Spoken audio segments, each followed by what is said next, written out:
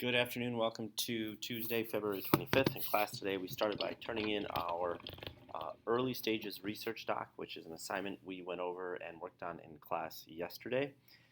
Students that have been absent can turn it in Wednesday, but everyone else, if they're turning it in late, needs to have a late pass Wednesday. So we were really clear about what was expected and the timelines and gave them time, and some students still didn't get it done. And we're not being very forgiving with those students because it's the end of trimester 2. We know how to turn stuff in. I also wanted my students to know that on Thursday we will be visiting the Saline District Library. We will walk across the parking lot to be there for the hour, each hour. And while we're there, we're going to be learning about research resources that the library can offer us that we might not be aware of or that we might not have access to except for through the library. So bring a district library card if you have one. And dress for the weather. Moving on. Here we go. Oh, I'm sorry. I want to go back to this. On Thursday, some of our band and orchestra students have a weird schedule. Their orchestra and band teachers are managing them.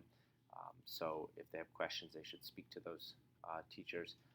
One group, I'm not sure which, is supposed to return in the middle of second hour or something. Those students will have to stay in the office or somewhere else with an adult attending to them because I won't be in the classroom, and if they come to my classroom, I won't be there. There will be no one to watch them.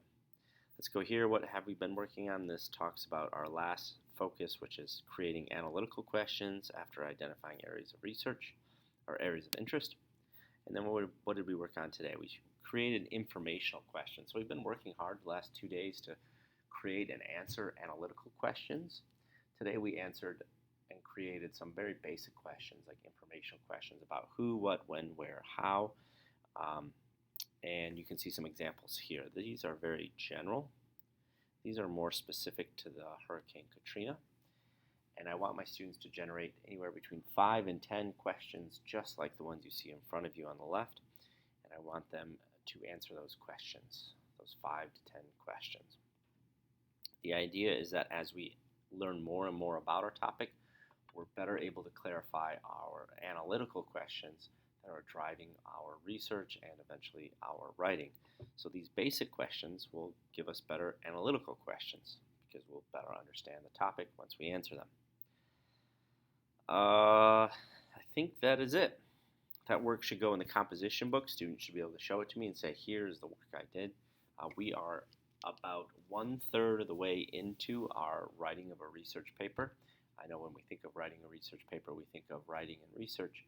Here we've done and have been working on the work that leads to research. So we're preparing our focus, like what is it we want to write about. All of this work is how we avoid the all about paper, like the paper that is all about a single thing.